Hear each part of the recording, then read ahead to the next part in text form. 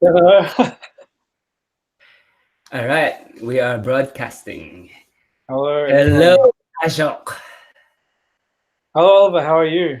Dude, as I live and breathe. I remember last time I saw you in person was in London, I think, 14 Yeah, I years might have ago. been. Yeah, I might have been in London like a long time ago now. Yeah. Yeah, 14 years, I think. And if I Oh, remember was it correctly, really that long? My God, yes. I mean, I was there. Oh, geez. Yeah. Well, the last time I was in London was like 2006, I think. 6, yeah. Yeah, And at that time, I remember I used to live in this converted church, and Christine and Chris were there. that's right. And you were talking about starting with over and doing a modeling career in Shanghai. And maybe you can Right. catch us up on what happened since then. That was an interesting time. Well, yeah. Well, I had already been doing some of that on the side in Sydney. Had an agency in Mm, Sydney. And as we know each other through meditation, and yep. I was quite involved with the school and running workshops and traveling around the world doing that.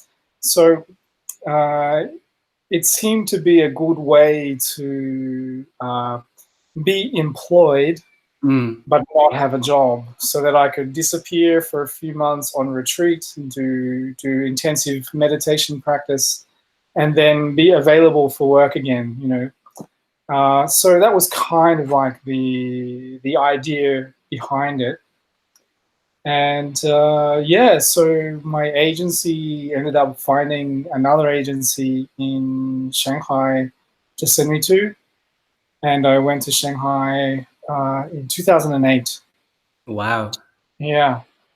And you just escaped that was the financial crisis. So you just got out in time of Well, yeah, no, London. actually, the timing was terrible. Oh, really? The timing couldn't have been worse. So, I had a few options. I Mhm, could have mhm. gone to Greece. I could have gone to South Africa. There were a few different options, but it seemed like Shanghai was overall the best kind of deal, and perhaps to me anyway at the time a little bit the most exotic. So I Mm, thought, mm. why not there? Because I'd already spent a lot of time in Europe and stuff. Um, and when I arrived in Shanghai, that was more or less when the financial crisis had just hit. Crazy, And yeah. the market when I arrived had completely died. So uh, my first few months weren't so great. Yeah. So even so yeah, it was a global thing, right? So it didn't just affect the West. It also hit Shanghai, right? Right. Well, like with the modeling thing, it was the a lot of manufacturing for clothes Mm, and stuff happens mm, in Shanghai or in China generally. yeah. Perhaps further south, more in Shenzhen and stuff. But anyway, um, it really affected the market in around that time in Shanghai, and so I mean I was working, but I really didn't make enough money to take time off. Like the plan was The to be able to plan. take off, right? So yeah, that was an interesting time. I ended up doing like about 3 contracts with the agency. For 3 months, they sent me to Guangzhou as well, down Okay. south. Yeah. I also did some work in Hong Kong and then back to Shanghai, another contract. And then there was some crazy things going on with my Shanghai agency. Wow. Long story, I won't go into it. But anyway, the upshot of that was that the agency ended up shutting down. Okay. And I went freelance. Ah, So okay. I ended up staying in Shanghai as a freelancer and somehow ended up staying quite a long time and building a life here. Awesome. I Yeah. mean, we could go on and I guess we could talk about your modeling career, but I'm also interested to hear what kind of meditation practices have you built up there while disappearing from your modeling gig? Yeah, well, as you know, I was very seriously involved with meditation practice and Mm, trainings for a long time. It's kind of like what I did full time for many mm, years. I was traveling and teaching and stuff. Um, for the first couple of years in Shanghai, I kind of left that to the side. So I mm. was maintaining a little bit my personal practice and stuff. But at the same time, I was kind of living the Shanghai lifestyle for a little while at the time. Yeah, yeah. So, I think working I saw you. I saw your Facebook feed at that time with all these gorgeous Russian models or something like right, that. right. So but after it didn't take too long for me to go, well, that's out of my system, and I'm Mm, not really. It's not really something that not the lifestyle that I really like that much. yeah. It was just there, and it was fun for a while. Uh-huh.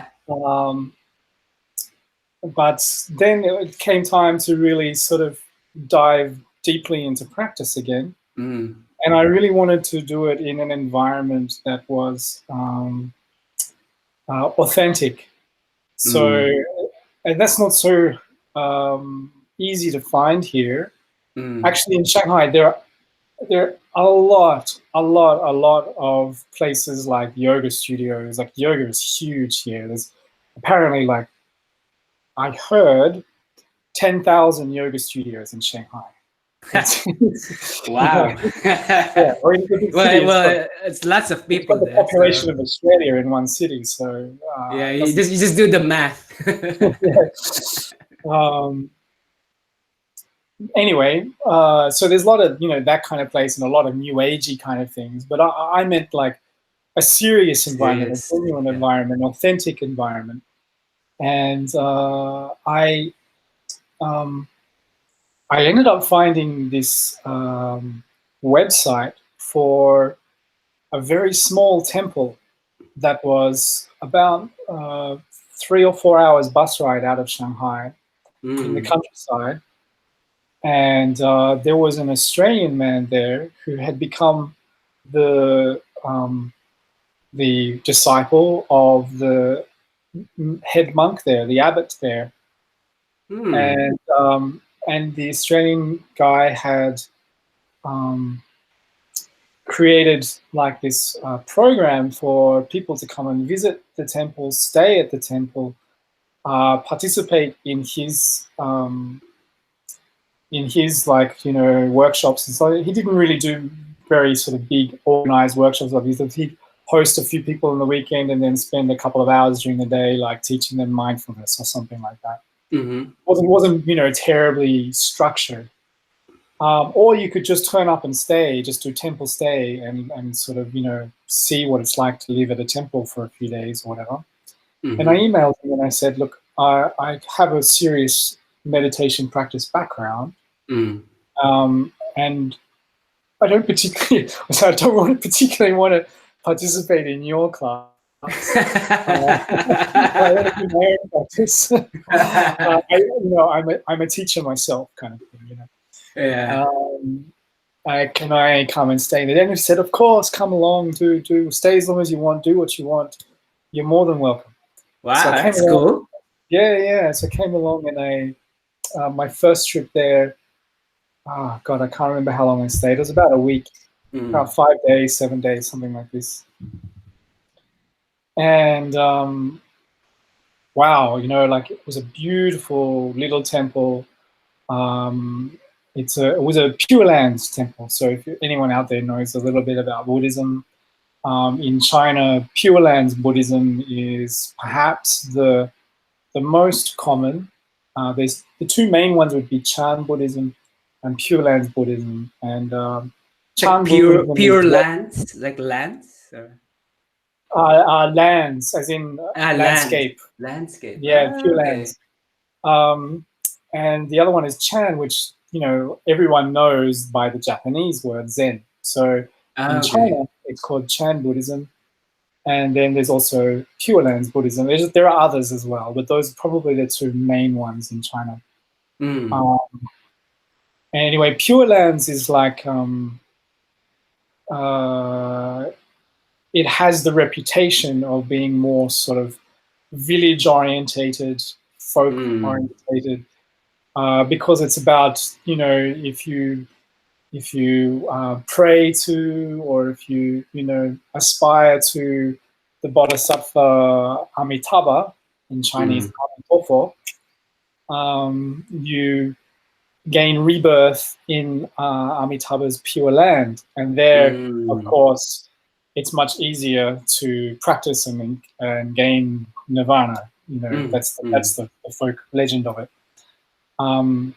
So it was a Pure Lands temple, and a temple to the Bodhisattva Amitabha, or Amitabha, as it's more well known outside of China.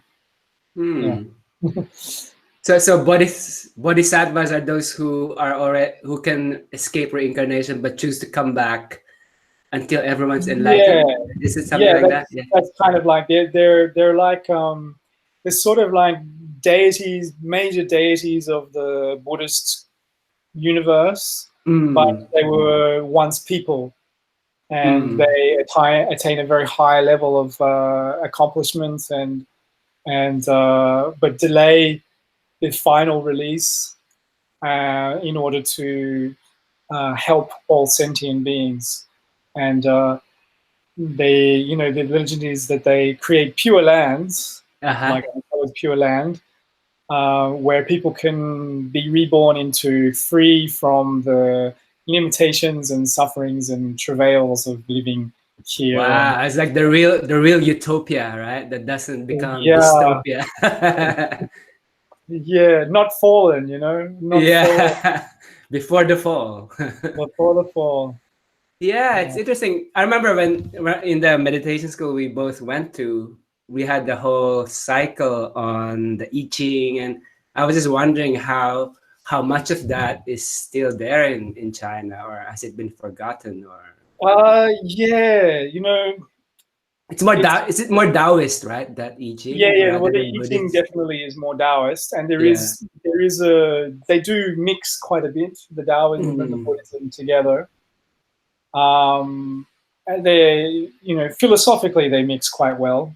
mm, Culturally they mix quite well. They're quite sort of, can be quite mixed in a harmonious way. mm, But sad to say that most of it is now more just cultural, just for show, mm, just mm. for. They just do the Uh, yarrow sticks and I yeah. mean, you really have to seek out where it might still be authentic. Mm, Uh, Buddhism still has quite a strong sort of authentic root that survived the 20th century in China. survive Um, Mao, the yeah, Maoist purge. exactly. Survived the purge. Actually, there's an interesting story about the temple that I stayed at. Mm, It was destroyed during the purge. mm, The Red Guards came along and chased out the monks and the nuns that used to live there, mm, and basically knocked it down into a ruin.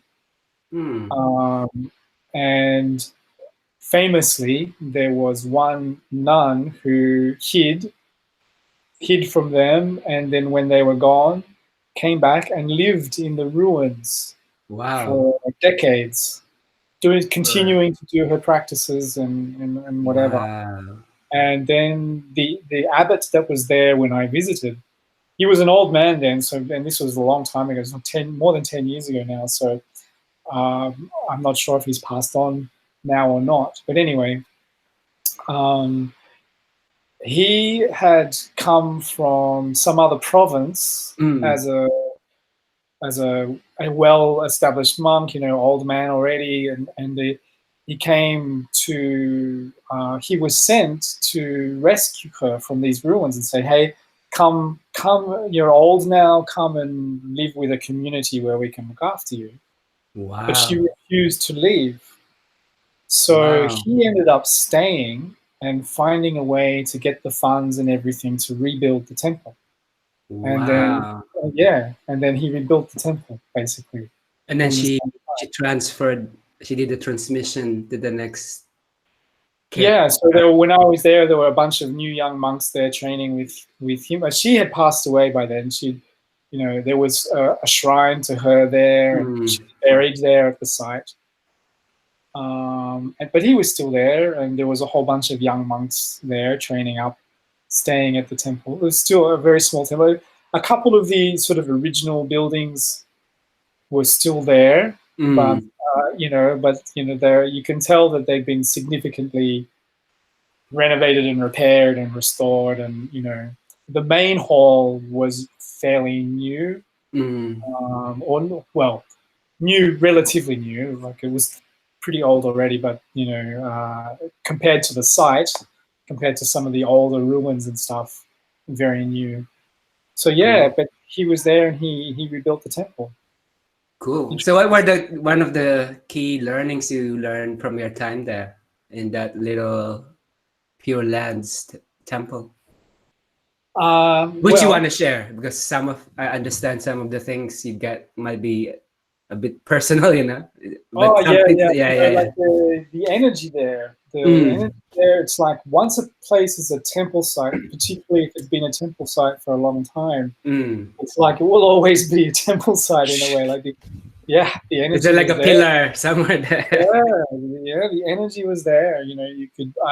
I could feel the quality of presence there that felt very connected to the tradition, and you could sit in the main hall or the one at the back, which is traditionally in any Chinese temple dedicated to Amitabha, Mm, or Amitabha, and you could get a sense of the very particular quality of connection and lineage there. And um, it was very easy for me to go straight back into intensive practice mode. Really, really easy. I So was meditating. how long were you meditating for there? Oh, every day I was doing maybe 6 to 8 hours, maybe a little Wow. bit more, a couple of days. Yeah. For how long periods? Well, 5 days, 7 days, something like this. For a week, I was there the A first week time, of 8 day, a week of 8 hour meditation daily. Wow. It's pretty something like intense. that. Yeah. Yeah. I would spend most of the day meditating, and then just a couple of hours in the middle of the day to have lunch and go for a walk in nature, or walk to the nearest village, or just things like that, or explore around a little bit, and then just go back to the temple and meditate again. Cool. Yeah, so it was great. And after that first visit, I remember the bus ride back to Shanghai.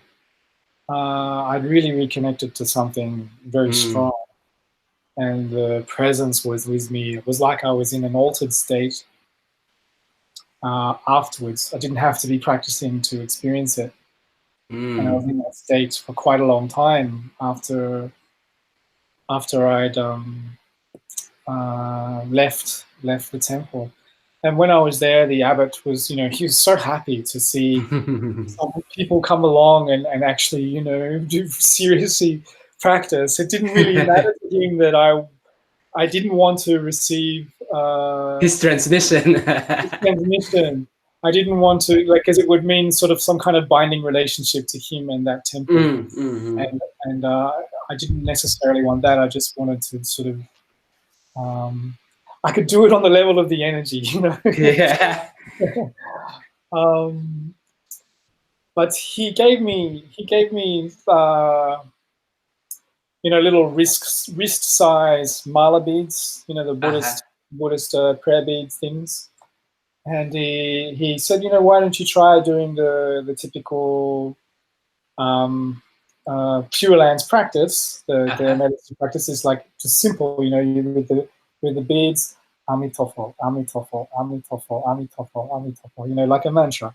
Yeah, yeah, yeah. So he gave me that, And when I was back in Shanghai, I said, it's not a technique, meditative technique that you, as you know, we were not trained to practice that way. Yeah. But anyway, having serious experience and depth in a meditative, practice, Yeah. it's like you can pick up other ones and kind of understand how it works without really being a beginner, if that makes sense. In the same way Yeah. as, like, say, a musician can pick up an instrument that they don't normally play and sort of be able to play it quite well because they're a good musician. Yeah, something like that. So I was doing this practice, Amitofo, Amitofo, Amitofo, just for fun. It was like, well, I've never done it Yeah. this way before. Why not try? And I really started doing it so much that I was doing it, when I was at modeling jobs. I'd be doing Waiting for the shoot, waiting for the makeup artist. Yeah, no, even when I was shooting, without Oh, the beads, really? I could even be in a conversation with people, and in the background, in my mind, just Amitofo, Amitofo, That is Amitofo. so cool. I could be on the outside appearing quite normal and not really, I'd be engaged in other things, but it got to the point where it was like just constant. Amitofo, Amitofo, Amitofo, It's like a Amitofo. background. It's like a background. That's interesting. It's like a dynamic awareness with Amitofu. Amito. Yeah, Yeah, that's and interesting. it had a sort of snowball effect. Like it really just Right. got stronger and stronger on its own, and I didn't have to. Was like it sort of started happening on its own, had its own Cool. momentum, and after, I don't know, it was like maybe 2 or 3 months of this, like quite a long time. I had this really big experience, and it's so funny because I was in a nightclub when it happened, completely like paradoxical space. I wasn't partying. It wasn't like I was there partying. I was actually there doing a photo shoot during the day. yeah. But so I was there doing a freaking modeling shoot in a nightclub. How ironic. And boom, it was like I had this massive, it just took me completely by surprise, this massive opening, like this sort of, I don't know, it's like as if someone had poured liquid sweetness down my throat, and it sort of gathered in the heart and just went boom, really just bang open. Jeez. And it was like this sort of explosion of sort of this intense but very soft white light. Wow. And it was like, oh, hello, Amitofo. Like, good to meet you finally. Yeah. I was curious when connection like this land, did the other people in the shoot notice anything or not really? No, not really. Not really. There were a couple of little moments more. Like one of the people I was shooting with was a girl that I was acquainted with already. Like we've met each other socially a little bit around Shanghai because we're both doing modeling and stuff. And we'd worked together a couple of times, and just there were a couple of little moments when we were just talking to each other. And those moments when you're talking to someone and something passes and the other person may not quite know what that was, but they just see in their eyes like, oh, what was that? There was something. It was a bit like that. So it's like it's like one of those silent moments that's not awkward, it's like, oh. So in those little moments I felt it pass. And then that state stayed with me for quite a few days. Like it was quite strong for a number of days. So it's an Amitabha presence, you reckon? Yeah. Well, definitely, it was really associated with that practice. Awesome. So that chapter, let's say, what happened next? Because I in the chat before we started doing this, you mentioned you also went into philosophy. Just curious how that started, and does it follow on from this, or were there intervening events? Yeah, it is related. I decided you know, I wanted to, because as you know, for a long time, when I was heavily involved in the school uh, training in meditation, and also being an instructor and Yeah. running workshops. When I was living in the UK for a couple of years, I was running workshops, 2 or 3 a month kind of Mm. thing. The weekend workshops, week-long workshops. I was really teaching quite a lot. And at the time, I got really, really exhausted from that. Mm. Mm. And Mm. but I enjoyed the role in the sense that, when you're dedicated to a practice like meditation in a serious way, um, uh, part of it is being able to give, being able to pass on the knowledge kind of thing, Yeah. and help other people. And I kind of felt like there's got to be another way to do that, Mm. because in a way, the world has enough meditation. There's so many people running workshops and doing meditation, and all It that. kind of exploded, and mindfulness and all this, and all Yeah, these apps, exactly. and it's like sometimes you kind of wonder what's going on. Yeah, yeah, yeah. And also, like, I at the time I was, when I was in Shanghai, when I Mm. came to Shanghai, and after this, getting back into practice, I was not closely involved with the school anymore, Mm. Mm. and I didn't want to be presumptuous and start teaching without having that connection. I didn't want to be, uh, Mm. I didn't want to sort of be something that was a conflict of interest, to be sort of teaching the material of the school without its permission, all those kind of, Yeah, yeah. office kind of things, The logistics and stuff. logistics and being fair and, all Yeah, that. yeah, yeah. I get you. Yeah. Um, but at the same time, I felt like, part of the insight of those experiences when I reconnected with practice was the direction that the whole planet is going in, Yeah, yeah. and where, like, with what I'm interested in, where can I give on a level that can make a different kind of difference to just teaching Mm. practice. There are a lot of people doing that already, Mm. Mm. uh, although perhaps I would question the majority of it in terms of its depth and its Yeah. effectiveness. Anyway, that's another story. There are, Because there as you know, are, the school we went to, it's not.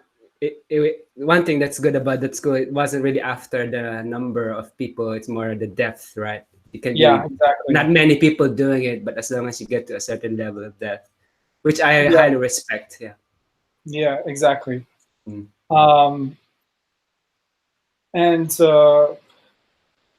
I felt like, one of the major problems about what's happening in the world generally right now and the direction it's taking was a Mm-hmm. philosophical problem, in the Mm. sense that the modern world picture that is kind of creates this sort of background perception of things, Mm.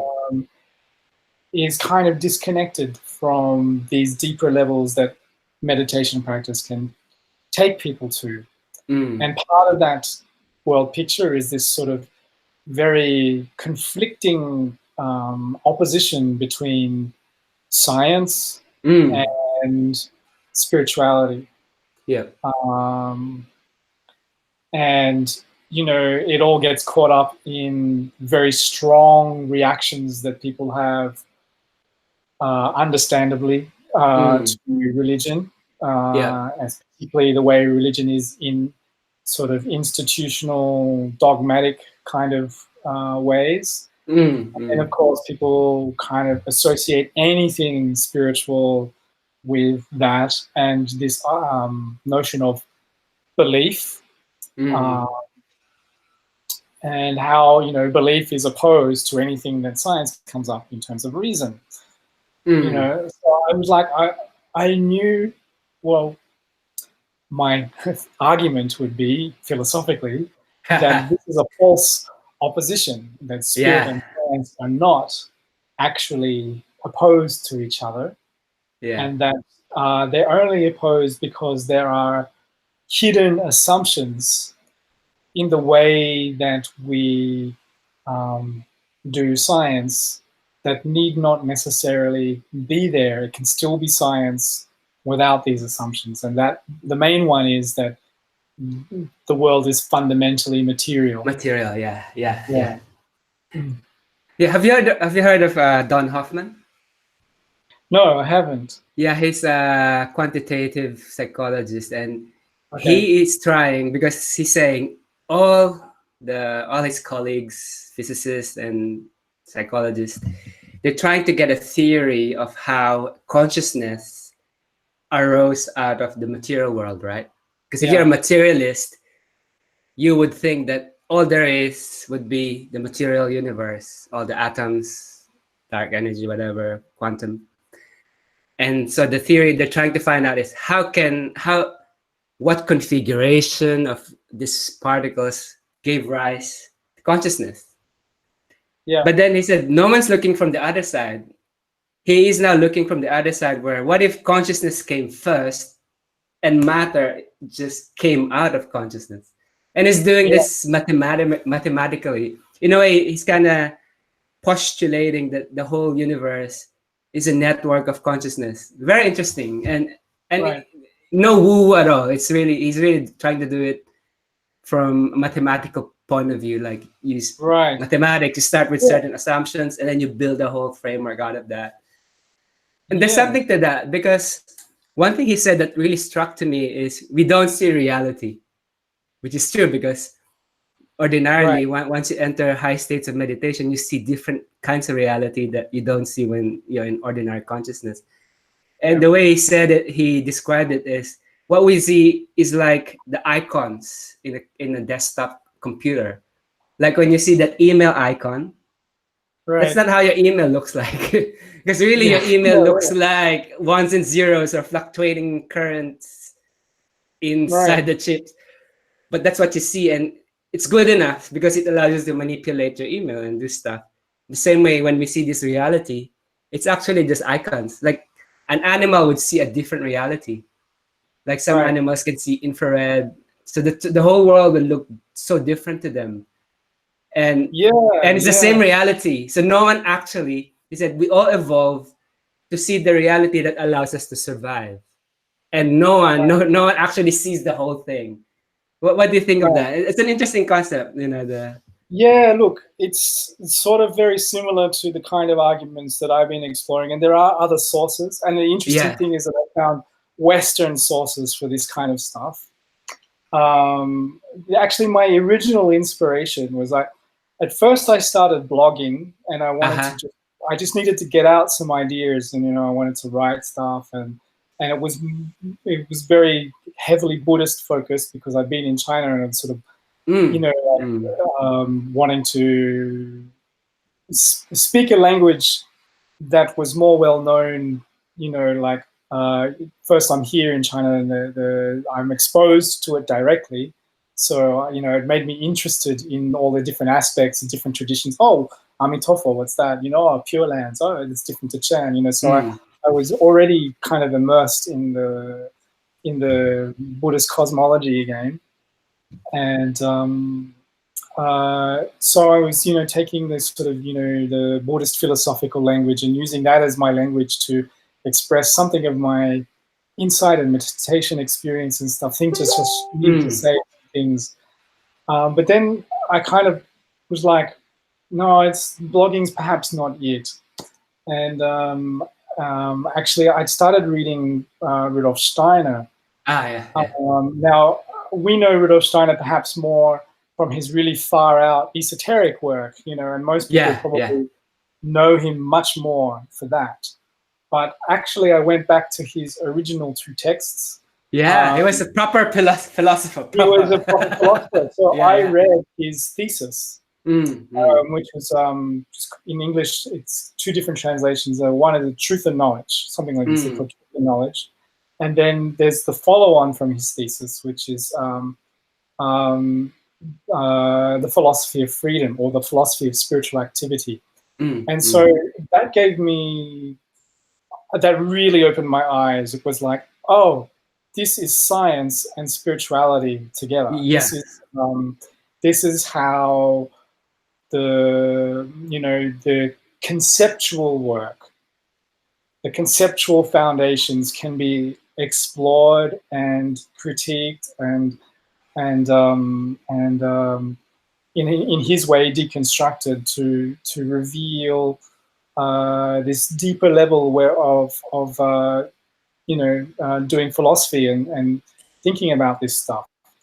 So it was actually his philosophical works that I became really interested in, and gave me the idea, well, I could do this. You know, I could do this myself. I could re-enroll in university and do a philosophy degree with the Awesome. aim of bringing in this sort of experiential, practice-based knowing and know-how into the philosophical side, and try and bring this sort of science and spirit thing together. So that's been going on for a while. I've been part-time. I've had to work as well, and so it's been taking a while. But I've nearly finished the undergrad. Actually, I just got my marks back today for my last semester, and I Awesome. pretty much have the high distinction locked in. Yay! I've still got a couple more topics to go, but what topic was that? The last one? Well, actually, not particularly related. You know, my interest is much more in the cognitive science, philosophy of mind, metaphysics, all that stuff. This was actually theories of justice. So it was basically and all that. It was basically like doing a law course. You know, so I had to read a lot of legal papers and talk about lex talionis and theories of punishment and John Rawls and Rawlson. yeah. So actually, I did my final assignment on theories of punishment, and I critiqued the current, retributive justice paradigm, and talked about Vipassana actually as a rehabilitative technique. That's cool. Yeah. Anyway, so I found a way. You'll be punished instead of community service. You have to go on a Vipassana. Cool. I found a way to sort of tie it back to my core interests. So that was kind of cool. Anyway, so yeah, I mean, the main thing, philosophically was that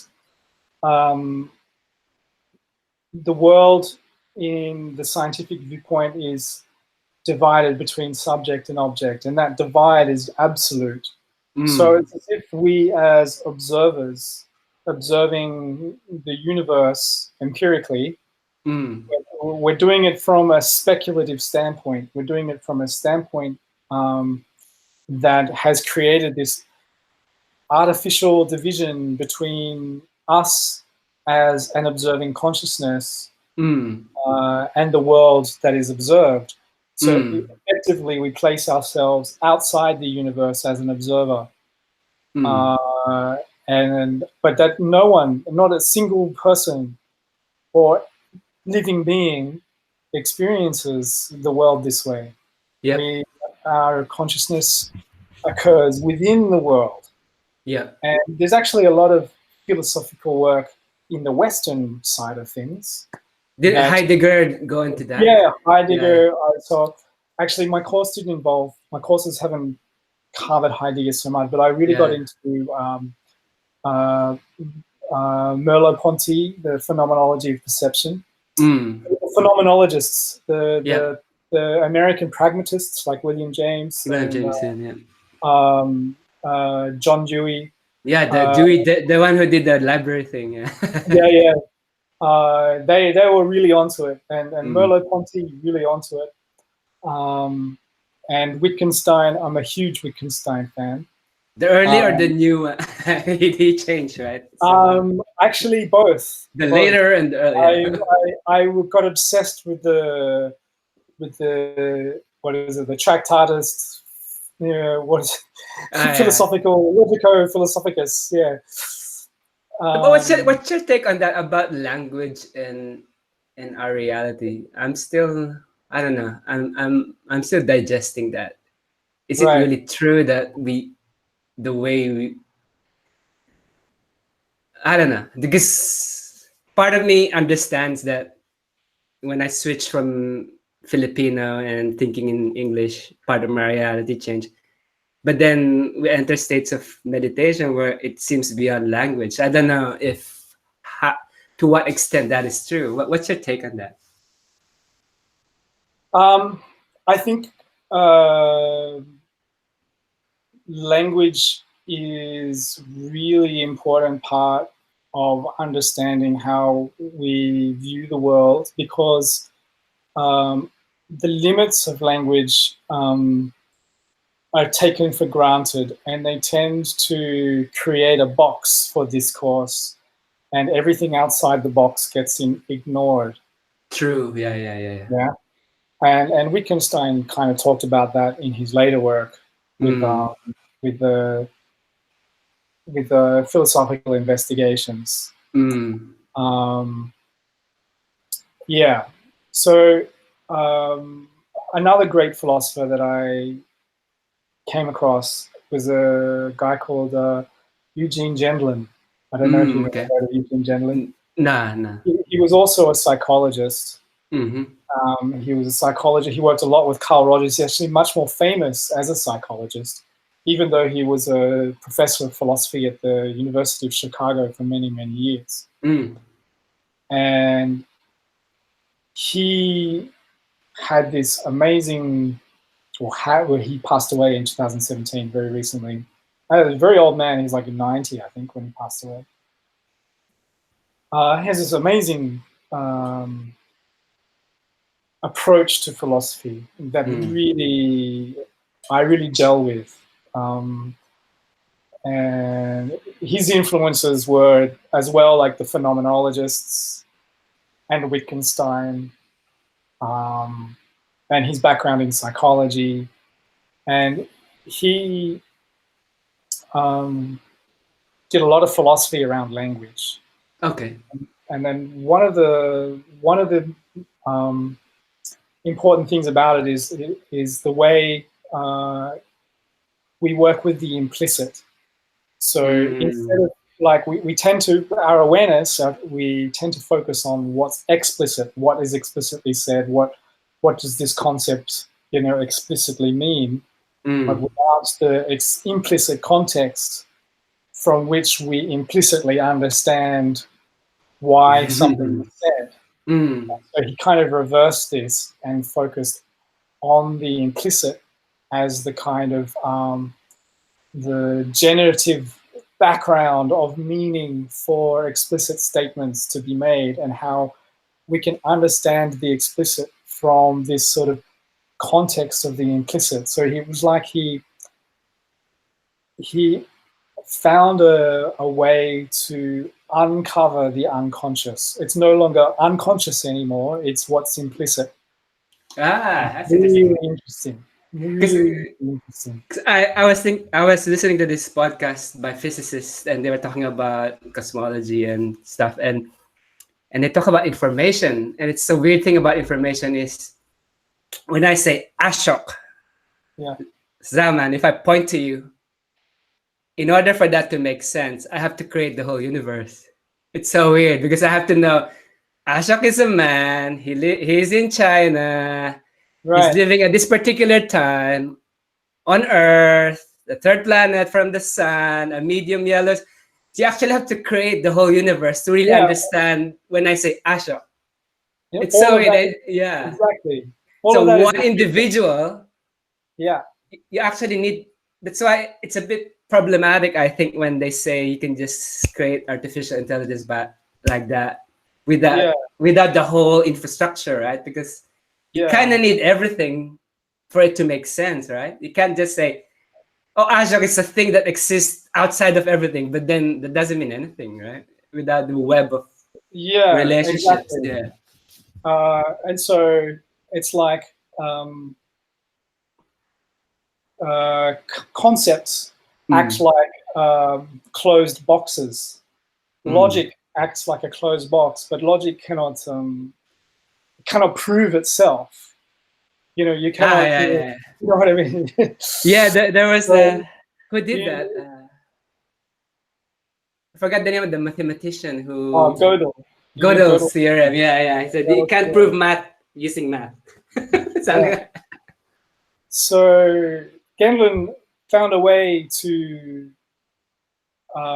work beyond this. mm. He's not very well known, and I believe that in the future, in hindsight, he'll be looked back as one of the greats of our era.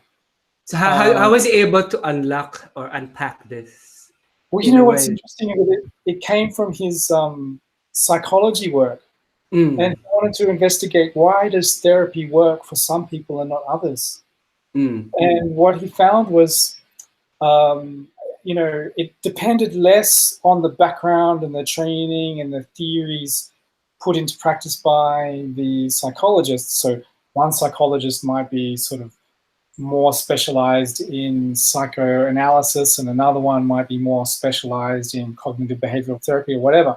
Yeah. But in a way, that mattered less than Mm. something about the way the patient could tune in to what they were feeling with an implicit sense.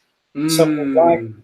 it was like there were some that had this ability to reflect on what they wanted to say before they had the words to say it. Mm. Uh, and they spoke directly from this felt sense. Yeah.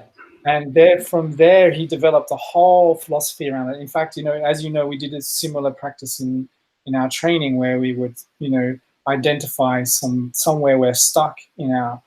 in our practice, and we would ask questions about it, and Yeah. and the answers came from what we felt in response, very, very similar. But what he did Mm. was he developed it in this way where he noticed how this works with how we speak. For instance, I say something to you like in this conversation, and Yeah. you say, Ashok, can you repeat that because I didn't quite get you the first time? So then I might say exactly the same thing, but I'll use Mm. words to say it because I Mm. have a felt sense for the meaning that is quite distinct from the words that I use to say it. And so Mm. he trained people to start paying attention to this felt sense that is prior to explicit words and concepts. Mm. And yes, this he extrapolated out until he could actually start to apply it to critique things like the theory of relativity and ideas in physics. He actually wrote a paper published in Mathematical Modeling Mm. that critiqued localization um, and single points, like particle points in Yeah. relativity, using this method. And it's like it represents a whole new method in a way of thinking. It's like a changed ground for precise cognition, he would call it. Yeah. There seems to be a whole wave of realizations now. There's a lot of Yeah, people writing about networks, and I think it's because of it's weird. Like apparently they say that when the industrial revolution happened, everyone thought of everything as like a steam engine. Like even physics, the way we look at the universe was like an engine. Like even the way we structured our companies, right? yeah, Where and then now that we have the internet, the way we look at it, it's now more of relationships. It's a yeah. network. It's More like a network. decentralized. And Decentralized, yeah. there seems to be a wave of thinking towards this, which I think actually captures more of reality. And even the way they do machine learning now and deep learning is Yeah. that they just feed these networks, artificial neural networks. They just feed them goals and they arrive at something, but they actually don't know how they do it. It's a bit like there's an implicit working there that no one can explicate. right? Not Right. even those who created the networks themselves. It's like Yeah. that emergent thing. It's quite interesting. I wonder where we'll end up with this, you know? Yeah. Yeah. Yeah. Definitely. What was his name again? So, and if you can uh, spell that out, Eugene Gendlin. Jen. Eugene Gendlin. Gendlin. Gendlin. Gendlin. Cool. I thought it So, was Gendlin, but then I watched a few YouTube videos of him, and he would be introduced as Gendlin, and yeah. so yeah, Gendlin. Yeah. And it's a shame that he passed away because I think in the era of YouTube, this is where he can have a lot of data. Because I've been watching a lot of YouTube shows where I've seen the same person, but since it's unrehearsed, I see them. What you were saying, they were saying the same thing in different ways. And once you see that over hours and hours of video, you could see how they think, right? It's an interesting medium, right? Because Yes. it's Yes. unrehearsed, and you actually like what we're doing now. We didn't rehearse this, and you actually people watching this can actually watch how we think, which is quite interesting, Yeah. right? There's a Yeah. record of how ideas develop in real time for the first time in Right. history, I think. Yeah. Yeah. I'm very unpracticed at speaking about explicitly speaking about philosophy. You know, in a unrehearsed conversation.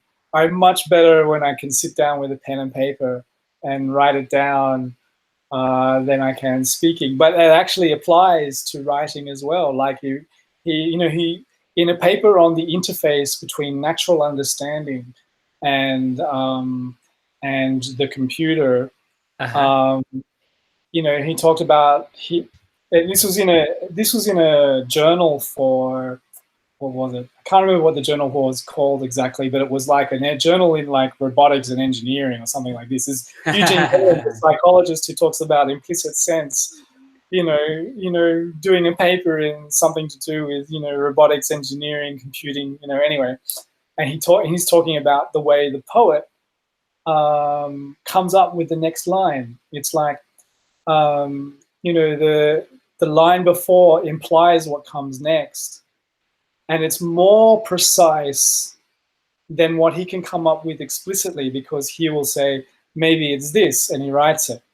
And it goes, no, that's not quite right. It doesn't fit the implicit sense of what he really wants to say. But his body knows. His body knows when he comes up with the Right. right word, when that particular sentence or word, whatever, will finish what he needs to actually say. Anyway, the paper goes on to explain the interface, or not explain, but make an argument about the interface of natural understanding and computers, which is very interesting. Yeah, it's interesting as well that it's in my reading list. There's this guy called Damasio, and he's talking about how, in terms of cognition, feelings come first, which I think also, It's very similar. Yeah, I've read some yeah. of that there. Yeah, yeah, yeah, yeah. And also, there's a lot of talk now about embodied cognition, Yeah, yeah. and Yeah, exactly. Yeah, yeah, yeah. even into the level of the microbiome and like the gut is actually a bigger brain now. So they're looking at. I think the human body uses the whole body to think. So Yeah, the brain centric way of looking at things is people are looking at everything now because like I think exactly. we Yeah, use the junk genes that people say what are their genes for. I think part of it is used for consciousness. We just haven't found out yet, which dives into right. the meditation school we looked at where you press certain spots and certain memories come out because why not? You have all these bytes in your genes. Why wouldn't nature use it to store stuff, right? Right, Why limit it to this small part, right? right. Exactly. Yeah. Yeah, I mean, my interest in cognitive science was embodied from the beginning. Yeah, yeah, yeah. I was the only one in my first year metaphysics class to do a paper on embodied cognition. The only one, and I've always been pretty much one of the only ones in my class to be a non-materialist and a non sort of not dogmatic about science. And like, it's not that I'm anti-science, of course not. Yeah, Um, yeah. but I'm talking about like there are sort of implicit ontological assumptions about the world, which when the epistemic practice of science is put into practice, those ontological assumptions are baked in.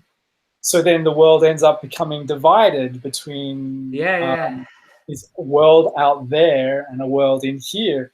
But as you know, when you meditate, the more and more that barrier starts to reveal itself as really it's just conceptual. There's no actual barrier at all. And I think the weird thing that's happening is some people, or an increasing number of people, seem to be using science like a magic incantation. They just say science, therefore it's true. But the way I understand it, the scientific method is not a method you can use to prove anything. On the contrary, it's actually a method of falsification.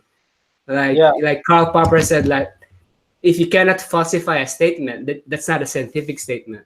So what science is actually trying to do is disprove things, not prove it. But people will say, this is true because science. Actually, no, science can't prove anything because the next theory that comes along that's better can knock that out.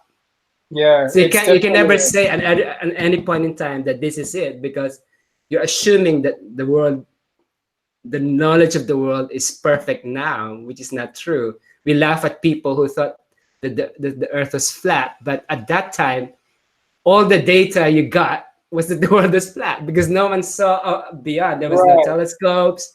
There was no data. There was no evidence. Who could blame them, right? You know. Yeah. Well, okay. Let me take this on a little bit of a wild goose chase. That's good. Okay. You look at like some of the old pictures from the age before or around about before the Enlightenment, when they're doing science and the Earth was the center of the world and all of that kind of stuff. Now, in a phenomenological sense, now we've been trained to, by default in a way, view the world from a third-person perspective. That's what science does, right? It stands apart from what it observes like a third person, even though none of us actually ever have occupied a third-person standpoint. You can't, So anyway, we created this third-person standpoint to stand outside the universe and look it's at an artificial construct, really. Yeah, so the world is as if presented in front of us, before us, like a stage. And this is baked into our worldview now. It shapes our language, and it shapes our perception. Even when we're aware of it, it still shapes our language and perception. It's like, very caught up in it. In the past, before this became baked into our worldview, people didn't have this sort of baked-in third-person perspective. It was a much more first-person perspective, and so the sense of being in the world people had then was much more like they were immersed. Not a stage set before them like an object, but that they were swimming in it. Right? Very different. And when you look at the art of that period, especially sort of the scientific cosmological art, you see like the cosmological orb, right? You see the horizon, the top of the orb, the bottom of the orb. Now, pay attention to your first person phenomenal perception right now, like in a peripheral sense, like don't sort of focus on anything in particular, but just be aware of the periphery around you. Actually, you can trace it with your fingers. You try and keep your fingers in view as you trace around, and you have an orb. Right? Now, beyond this orb, the world beyond this orb of perception is not gone, right? It's there somehow. But it's kind of filled in by our mind. We take it for granted, right? And so this was a lot more obvious to people in the past, sort of much more let's say, implicitly taken for granted than it is now. It's sort of hidden from us now, in a way. We Yeah. just don't notice anymore. But Yeah. there it was just sort of like a fact of perception, this sort of phenomenological picture, and they approached things in a much more phenomenological way. Yeah, But it's a bit like astrology, real astrology. It's true. yeah, When you're standing in that field, you look at the stars. That's how you see it. That's how the yeah, constellations it, move. it's within your That's how world of you, perception, right? yeah, phenomenology. That's how you see it. Yeah, and it's round. You Yeah. look at it, your thing of your sphere of perception is round, and it's very much related to the form of our body takes, right? So Yeah. the outward picture, and this is related to a lot of this stuff like Damasio, all of that, it's a Yeah. feeling comes first. It's like a reversal of the standard assumption, right? The standard assumption tends to come from Descartes. Okay, so Descartes, I think, therefore I am. Yeah, The he doubted everything until right? yeah. Yeah, Very yeah. clinical, yeah. Yeah, he actually, I quite like Descartes in a lot of ways. He was sort of like the first proto-phenomenologist. He just sort of, one of his conclusions sent it off in a completely different direction. Yeah, If yeah. you actually, if you actually do his meditation, where you basically you're being deceived. There's some kind Yeah. of being out there that's deceiving you about the reality of your perceptions, and you can't trust anything. Yeah. And so he was looking for the foundation for what can I trust? What can True. I know for sure? It's a really good question, which I think Right, we should not lose sight of and take that there's already an answer, right? right. Yeah. So he boiled it right back down to, well, um, all I can know for sure is that I'm thinking, All right, because I'm he couldn't even doubting. trust Yeah. any of the concepts. Like, if you actually do, if you read his, you know, Palms. meditations, Yeah. and you do what he does, it's actually a really amazing technique for phenomenological reduction.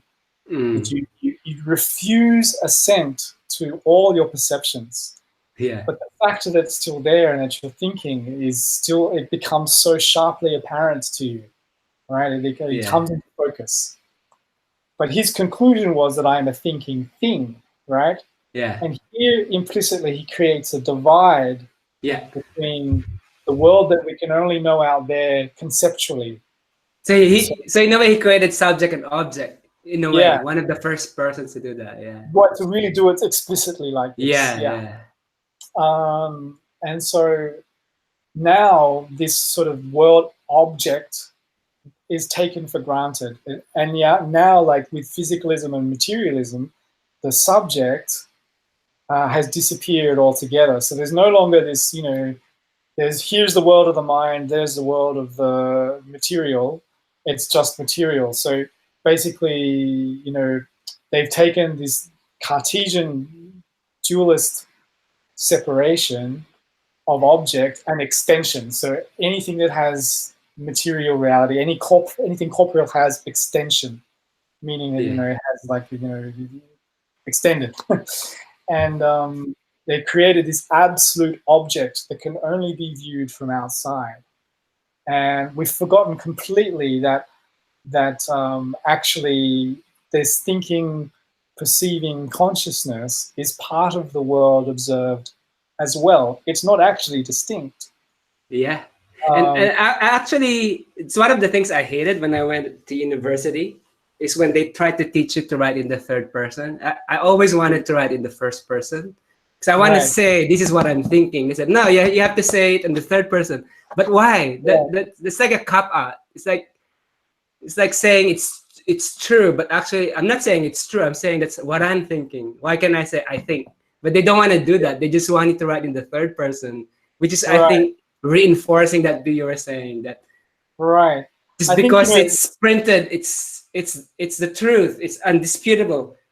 But yeah, someone still exactly. has to interpret that. It's not like Yeah, yeah, like I did law and the people just said, "Oh, just point me to the legislation." But legislation don't stand on themselves. It has to be interpreted. It has to be argued in the court of law. It's not like you right, just point to a section in the statute And that's the end of the discussion. Why do you think lawyers get paid lots of money? It's to argue what that means. So you always go back to the argument of a subject. That's what your Yeah, lawyers do for you. They say, this is what it means. The other side will say, this is what that means. And somehow it ends up somewhere based on how they argue. But it's still not, you can still disagree with it, but you just kind of agree with it because you live in a society where you can't win all arguments, right? But it's yeah, not like saying that there is an objective, undeniable truth, right? That's yeah. maybe there is, but we don't know because we are in it, right? Well, yeah, but I mean, I could think one of the fears about this is like, oh, well, that's completely subjective. Where can we find some kind of objective agreement Yeah, yeah. if and of course that's it's a very topical fear right now, With because of postmodernism, yeah, postmodernism and stuff like that. But what the direction that I'm talking about, and actually what Eugene Gendlin was talking about, what Wittgenstein was talking about, was um, not this postmodern complete loss of objective meaning. yeah, yeah. Uh, it's more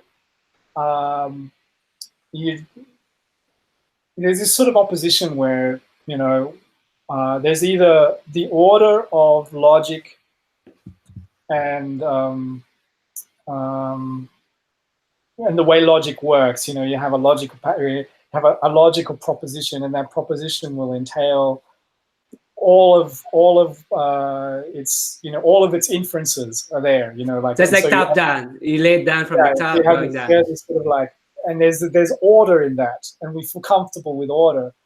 Outside of that, there can only be disorder. There's no order. But actually, no. When you start working with the implicit, as Jenlin would say, it's a different kind of order that's actually more precise, because you cannot have this explicit logical order without it. And so he worked out a way of working with both, that one informs the other like a feedback loop. It's really Just amazing. yeah, And just to add to this, yeah, yeah, one of the major aspects of that, and this is where it relates to science and physics in yeah, particular, is the way that actuality is missing. So when we do science, when we talk about empirical science, it's always about, and this is also applies to the way machine learning and artificial intelligence works as well. yeah, We have data from the past, yeah, from which we make predictions about the future. yeah, The missing element is the fact that in actuality, there is an observer making comparisons. All yeah, right, that's us. yeah, So all of this is a structure for making comparisons where the observer is missing from the picture.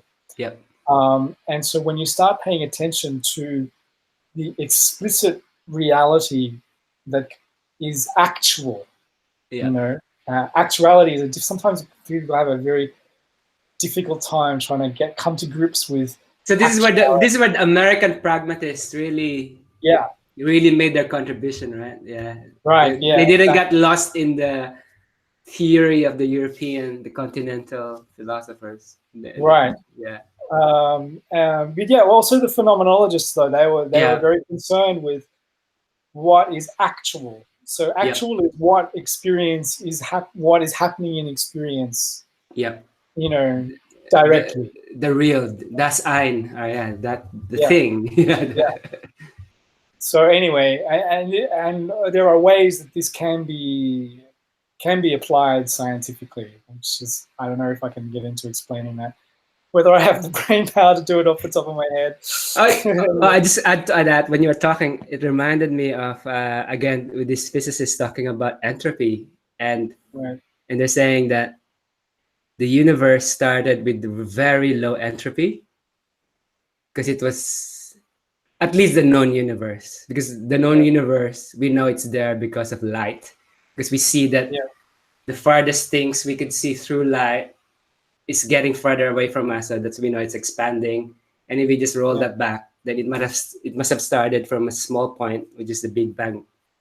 And at that point, there was really low entropy. Everything was just in a very small space with intense energy. And ever since that time, entropy was increasing. But you actually need that, because without that, there'll be nothing, right? So we Yeah. actually, because if it's just one thing, there'll be no stars, there'll be none of us. So people Right. always think entropy is a bad thing, but without that increasing entropy, there'll be nothing. But at the same time, Right. life is cheating that by, like, when we maintain, like, I maintain this form even though I ate like 2 weeks ago, it's already recycled out of my body, but somehow I still maintain this form because I'm not a closed system. So I get food from the outside, I get sun. So I use my cells in my body uses things from the original universe, eats up the order from the original universe, so I can maintain Right. my own local order. It's a bit like that. It's kind of related. Right. Right. You Right. know, Well, this very much relates to the stuff I've been talking about with Genlin, or yeah, Gendlin, I should say. Because his was a interaction or process first before object, right? right. So when you look at, like, say, for instance, the act of breathing, when you see it as a process, you see that at any given moment in the process, there's air outside and inside, and all the way through your bloodstream back to outside again, and Yep. it cycles. And in fact, the lungs, instead of seeing it as a bunch of objects, you could see that the lungs just have sort of emerged out of the process of breathing, right? That's beautiful. Yeah, yeah, Right? yeah, yeah, So yeah. the activity of breathing, the process first, then the Yeah, object. And the I think objects are always embedded in this process of change. it's a dynamic system, right? Yeah. Yeah, so it's kind of like this, and it can apply to physics in the sense that, like, for instance, this the way that subject and object collapses in quantum mechanics, right? Yeah, yeah. Um, Even though they try to keep that divide, they try their best to keep that divide strictly there, It to the point where collapses. we're getting huge atom colliders to look at this stuff, right? Yeah. I think, we could change our philosophy, and perhaps we don't actually need them to get to the next level. These huge energy monsters colliding particles. Anyway, that's a whole different story. But like, one of the interesting things about this divide is, like, when we make light into an object of observation, we forget that light is Photons. also, yeah, photons, right? Photons become like the object of observation. So we make observations of Yeah. photons, right? But light is also the means by which we see. Yep. So you're making this sort of object of observation, but forgetting that actually the object is also the means by which we see. And there, subject and object collapses, right? Yeah. There cannot be a divide. And that's the crux of the issue right now, Yeah. And then that's why there's some people who disagree with the enlightenment, because it's light centric in more Right. ways than one. But it's Yes. actually good now that we've discovered gravity waves, and on that physics note, it's funny that how, there's all this talk now of dark matter and dark energy, and Einstein just put that as a cosmological constant, because when he was computing the mass and energy in the universe, like, there's all this left over. I just put a constant there, so it's just like, it Yeah. was just like a shortcut. But now they're looking, oh shit, it's actually real. And the weird thing is, I think from what I understand, what they're saying is particles come out of fields. So Right. when they with all the super colliders, when they super energize the fields, particles come out. I think Lawrence Krauss said if you spank the vacuum hard enough, particles will come out. And the Right. weird thing is, in the school we went to, there was this novel at Atlantis, and they had this technology of fields, right? Yep. Everything, they manipulated fields to create the world, and physics is coming to that weird Right. Yeah. phenomena that everything is electromagnetic fields, and everything comes out of these fields which we don't understand yet. You know, all this dark energy and dark Yeah. matter stuff. Very interesting. Like we might come for full circle. I don't know. Well, yeah, I jokingly say that I made this joke in one of my metaphysics class. So it's, at the end, we're wrapping things up, and I say, well, one day I hope, because of the way education is going at the moment, that um, you know, due to funding cuts, the um, the physics department and the cognitive science department end up having to share an open plan office together, and it's They a should. serendipitous meeting, and it actually reflects more the reality of things. Yeah, and people like Steiner and what's the name again? Your guy, You gentlemen. Gentlemen, they transcend disciplines, right? Which is how it. Like Newton was an alchemist, and Yeah. he also ran the central bank while discovering calculus and the laws of motion, Yep. right? So he wasn't like a professional physicist and things like that. No. It's Yeah. before specialization, you know. He spent more time on his, like, more esoteric Alchemical investigation test, yeah, yeah. than he did on physics. Physics was kind of like, I'm bored. well, I'm here at this university, I'm bored, and I have to publish something, or write something to justify my presence Yeah, I here. don't know if it's true. I think he invented calculus because he was sick one day. Yeah, He had nothing to do. it didn't get published for 20 years or something. Just sat on it for 20 years. It only got published because Leibniz Yeah. came up with something very similar, and he didn't want Leibniz to To be take the first. credit for Yeah. it. Something like that, anyway. Cool. Yeah. Have you got time, or do you need to go? No, I'm not in any rush right now. Cool.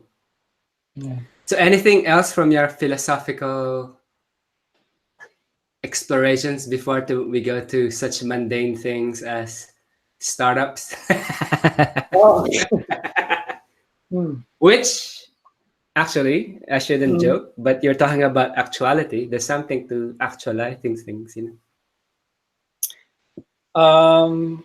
Let's see. Not really. I mean, I hope to finish maybe sometime early next year. Maybe, hopefully, I'll finish, and Actually, I then have a question on that. How do they teach philosophy nowadays? I don't know.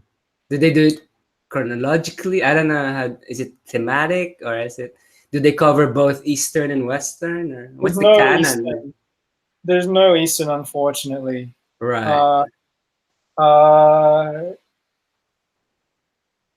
yeah, there were. It's pretty good. Like, some subjects were amazing, Mm. really amazing, really good work, and other subjects were a grind. I really didn't like them.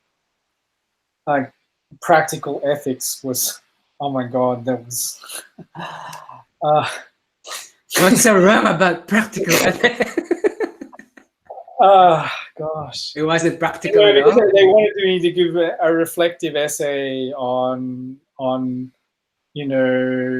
how I believe, my sort of ethical picture, let's say, and then they wanted to do another one at the end of the course, as if it would teach me something about practical ethics at the end.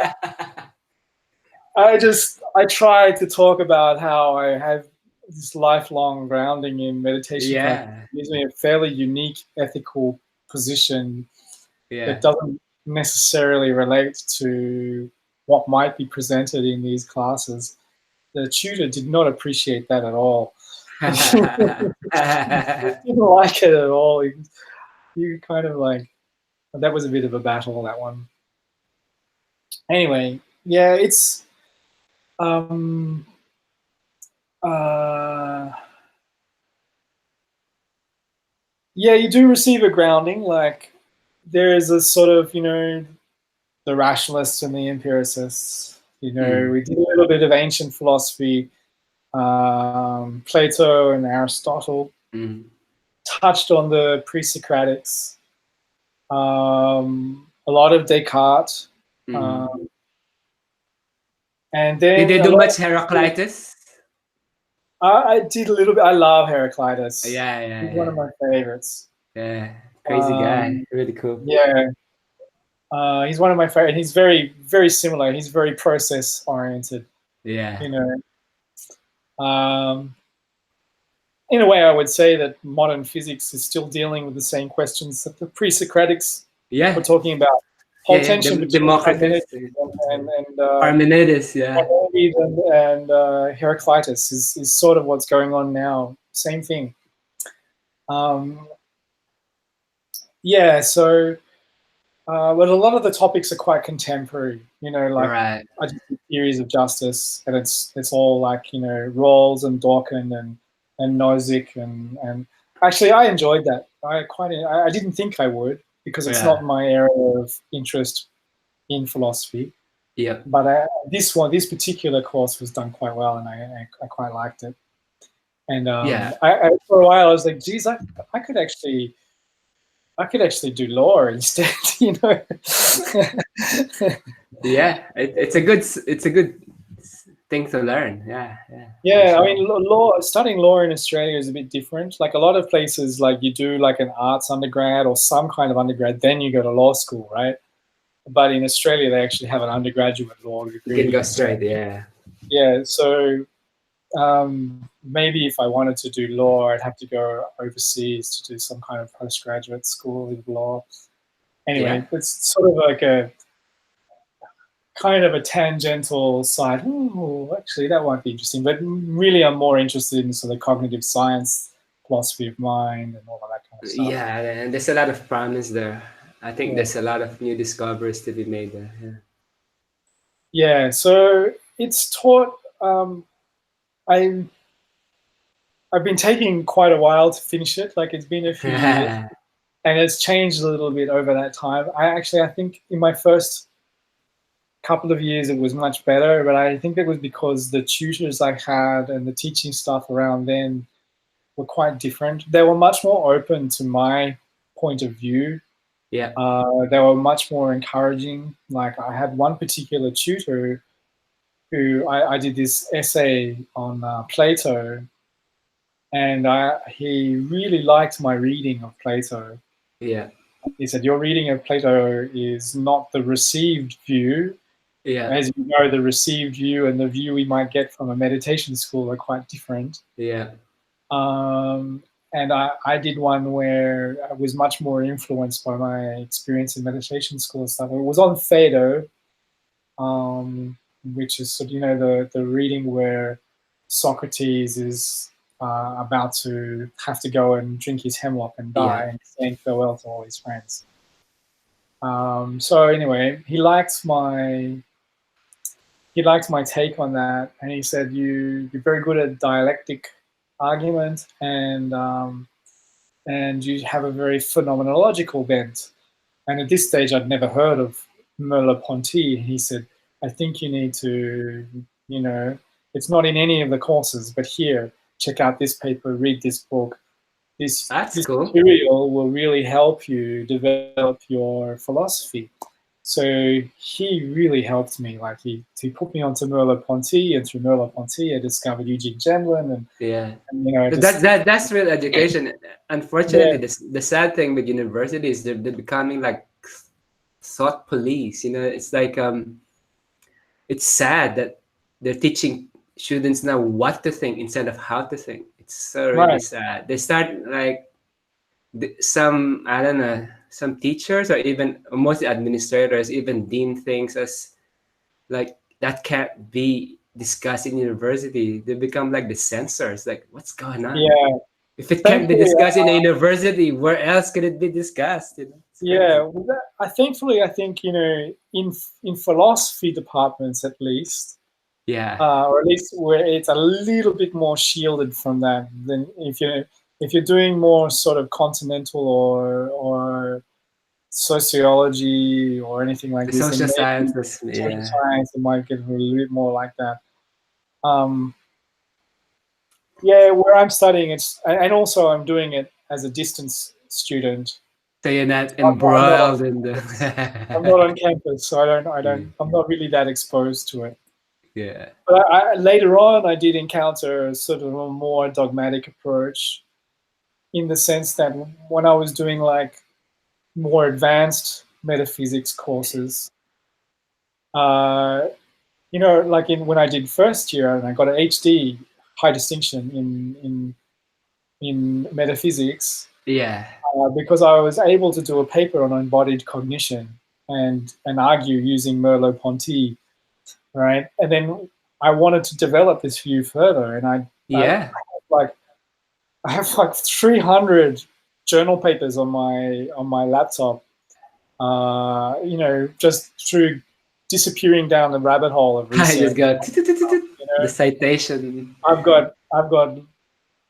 I've read many papers from in this field, and I wanted to like develop it further, but then suddenly embodied cognition was not a live option to talk about anymore in this later metaphysics. And I started asking what happened.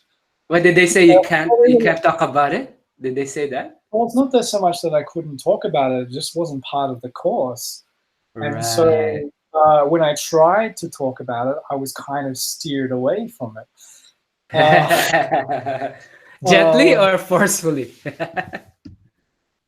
well, a bit of both, I guess, because it's like if I wanted to get good marks in the course, I better stick to the material. It was a bit like that. Ah, damn. Yeah, Don't worry, university is gonna change. It's changing already.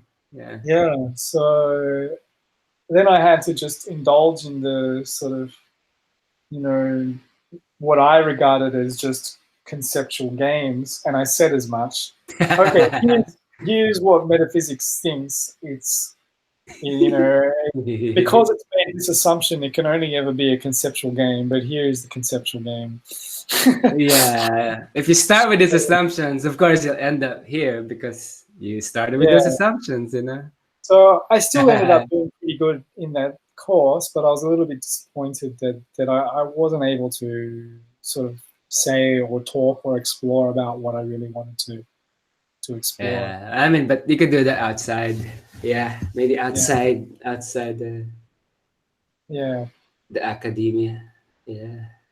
Yeah. So, I mean, I'll always be grateful for some of the tutors I had that were like, they just sort of, they just knew, okay, well, this is what he's interested in and this is what he's exploring. Here are some great sources for that, Yeah, I think that's one of the futures of education. It would be interest-based learning because you could use any interest Yeah.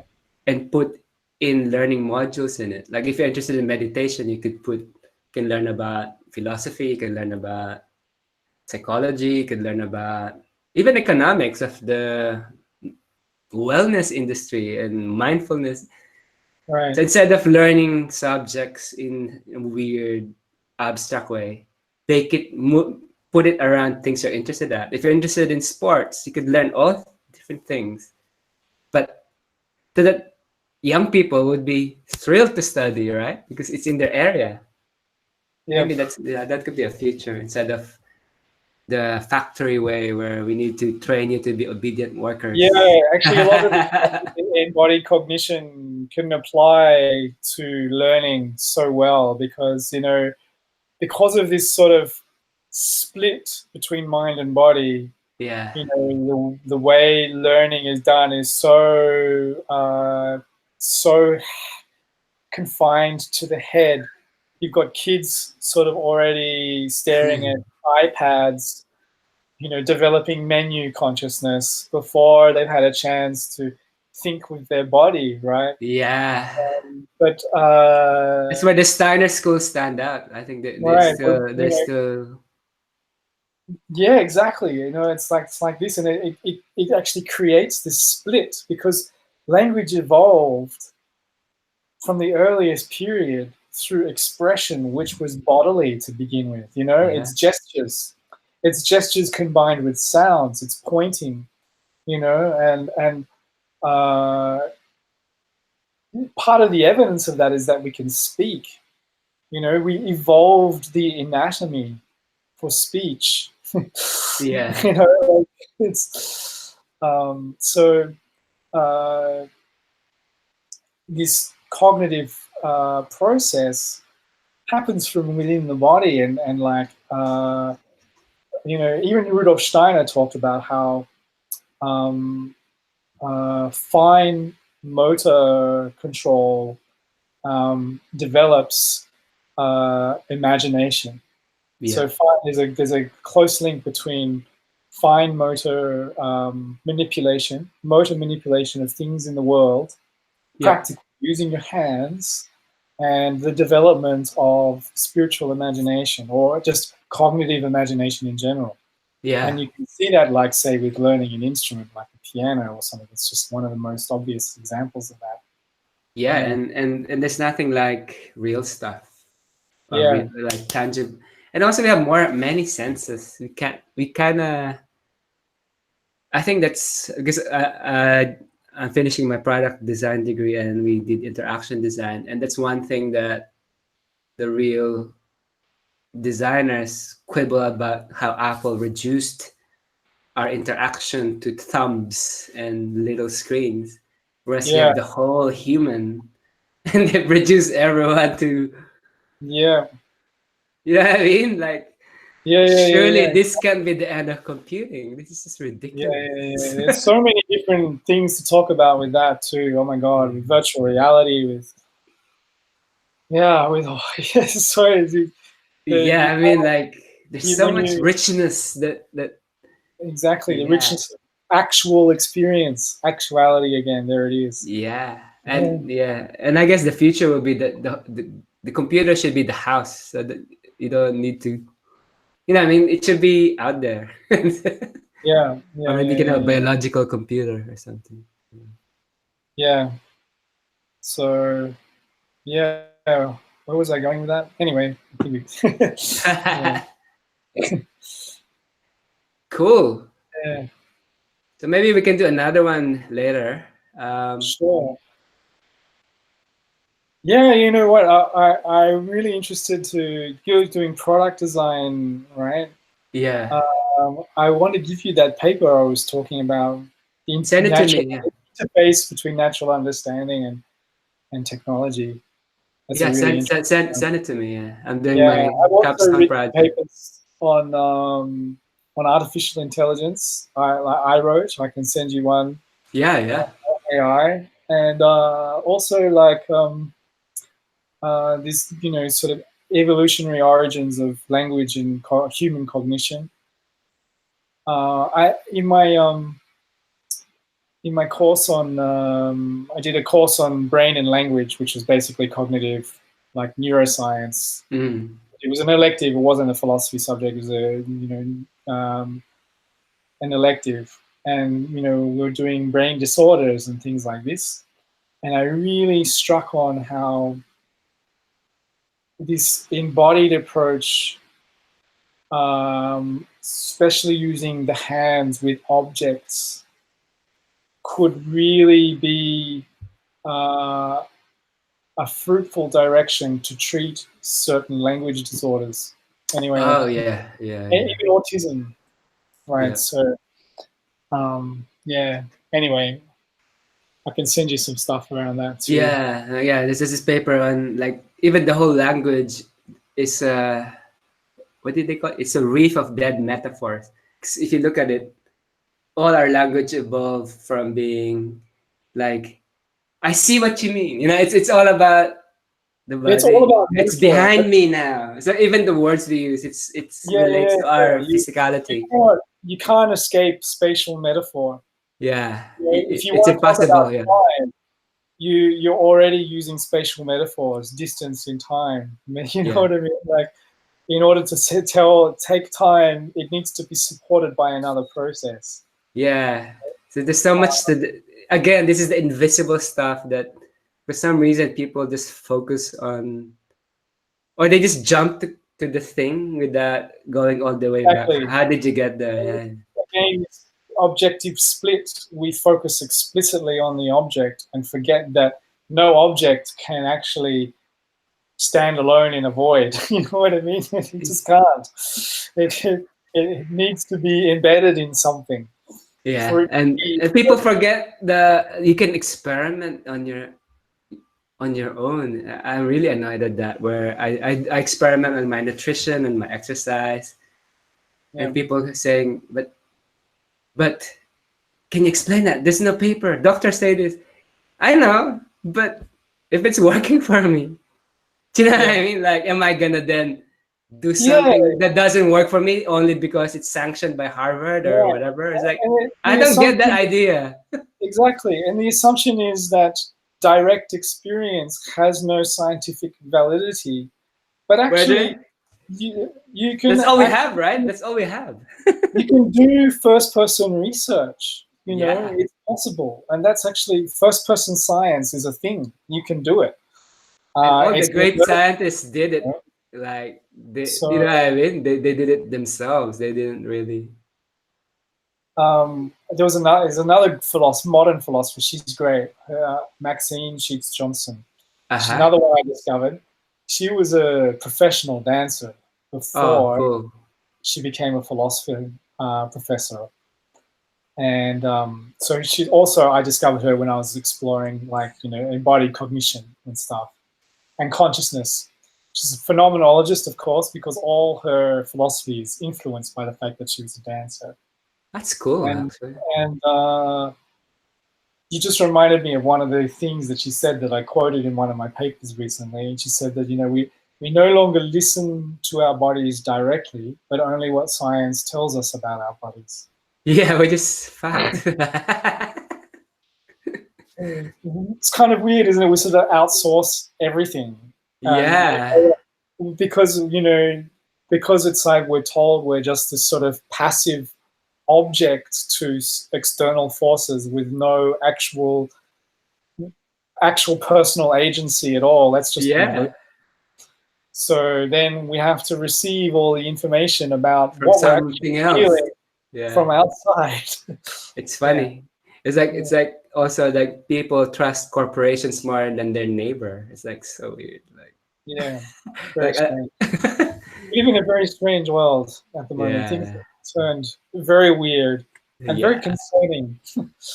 Very, very concerning. I'm Yeah, concerned. I'm very concerned. let's do that. Let's do another one of this on this more political stuff. That'll be fun. But for Yeah, now, that'll be fun. let's Yeah, leave the let's leave the pristineness of philosophy. yeah.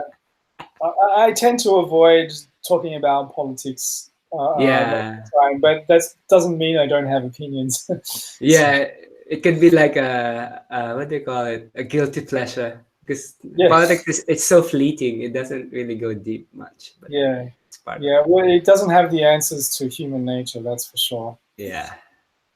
Yeah. All right. I better let you go, and All right. then yeah, We let's didn't do get on to another one. we didn't get around to the startup stuff, but maybe next time. Yeah, yeah. And then we can do a deep dive on crypto and blockchain and Yeah, all of that stuff. yeah, and yeah. Cool. Cool. Have a good night. It's also nighttime there in Shanghai, right? Yeah. Yeah, we're a couple of hours behind you guys, but yeah. So what is it now? Nearly 9 o'clock. So it'll be nearly 11 o'clock for you, right? Yeah, yeah. Yeah. All right, let's do another one. Why not?